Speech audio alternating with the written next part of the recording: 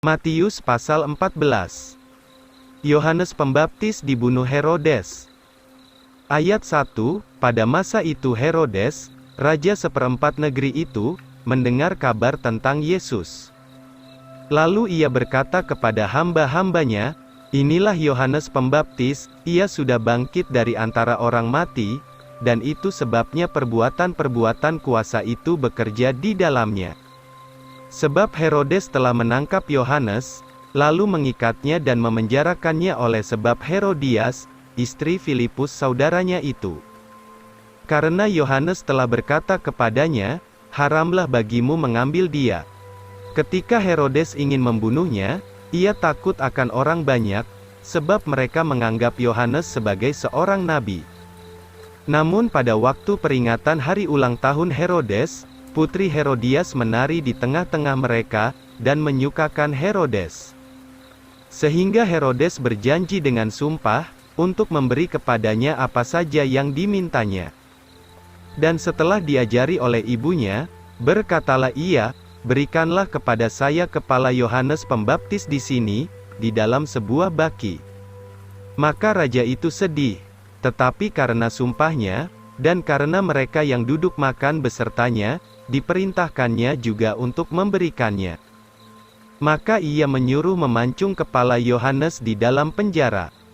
Dan kepalanya dibawa di atas sebuah baki, dan diberikan kepada gadis itu, lalu ia membawanya kepada ibunya. Kemudian pergilah murid-murid Yohanes Pembaptis, mengambil tubuhnya itu dan menguburkannya, lalu pergilah mereka memberitahukan Yesus. Setelah Yesus mendengarnya, undurlah ia dari sana dengan sebuah perahu ke tempat yang sunyi. Ketika orang banyak mendengarnya, mereka keluar dari kota-kota mereka, mengikutinya dengan berjalan kaki. Yesus memberi makan 5.000 orang. Ayat 14, maka keluarlah Yesus dan melihat orang sangat banyak, tergeraklah ia dengan belas kasihan kepada mereka, dan disembuhkannya penyakit mereka. Ketika petang tiba, murid-muridnya datang kepadanya dan berkata, "Tempat ini adalah gurun dan waktu sudah berlalu, suruhlah orang banyak itu pergi ke desa-desa, agar mereka dapat membeli makanan bagi dirinya." Tetapi Yesus berkata kepada mereka, "Mereka tidak perlu pergi, kamu berilah mereka makan." Maka mereka berkata kepadanya, "Kami di sini hanya memiliki 5 roti dan 2 ikan." Katanya, "Bawalah kemari kepadaku." Maka disuruhnya orang banyak itu duduk di rumput, lalu diambilnya 5 roti dan 2 ikan itu, sambil menengadah ke langit ia memberkati dan memecah-mecahkan roti itu, dan memberikannya kepada murid-muridnya, dan murid-murid itu kepada orang banyak. Dan semuanya makan sampai kenyang, kemudian mereka mengumpulkan potongan-potongan roti yang sisa, 12 bakul penuh. Dan yang makan kira-kira 5.000 orang laki-laki, selain dari perempuan dan kanak-kanak. Murid-murid dalam bahaya, ditolong Yesus. Ayat 22, sesudah itu Yesus segera memaksakan murid-muridnya naik ke perahu, dan mendahuluinya ke seberang, sementara ia menyuruh orang banyak itu pulang. Setelah disuruhnya orang banyak itu pulang, ia naik ke bukit seorang diri untuk berdoa. Ketika hari sudah malam, ia berada di sana sendirian. Tetapi perahu itu sudah berada di tengah laut, dan diombang-ambingkan gelombang, karena angin sakal. Kira-kira pada waktu jaga yang keempat, malam itu, Yesus datang kepada mereka, berjalan di atas laut.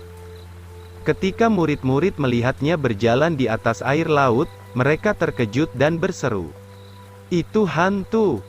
Lalu mereka berteriak karena takut. Tetapi seketika itu berbicaralah Yesus kepada mereka, katanya, "Tetapkan hatimu, inilah aku, jangan takut." Lalu Petrus menjawab dia dan berkata, "Tuhan, jikalau itu Engkau, suruhlah aku datang kepadamu berjalan di atas air." Maka ia berkata, "Marilah." Ketika Petrus turun dari perahu, ia berjalan di atas air pergi kepada Yesus. Tetapi ketika dilihatnya tiupan angin, takutlah ia dan mulai tenggelam, lalu berteriak, katanya, "Tuhan, selamatkanlah saya." Maka segeralah Yesus mengulurkan tangannya dan menangkap dia, dan berkata kepadanya, Hai engkau yang beriman kecil, mengapa engkau bimbang? Dan ketika mereka masuk ke dalam perahu itu, angin pun redalah. Maka mereka yang ada di dalam perahu itu pun datanglah sambil menyembahnya, katanya, "Sesungguhnya engkaulah putra Allah." Yesus menyembuhkan orang-orang sakit di Genesaret. Ayat 34, setelah mereka menyeberang, sampailah mereka ke tanah Genesaret. Ketika orang-orang di tempat itu mengenalnya, mereka mengirim orang keluar ke seluruh daerah itu, dan membawa semua orang sakit kepadanya. Dan memohon kepadanya, supaya mereka boleh menjamah hanya ujung jubahnya. Maka seberapa banyak orang yang menjamahnya, menjadi sembuh sempurna.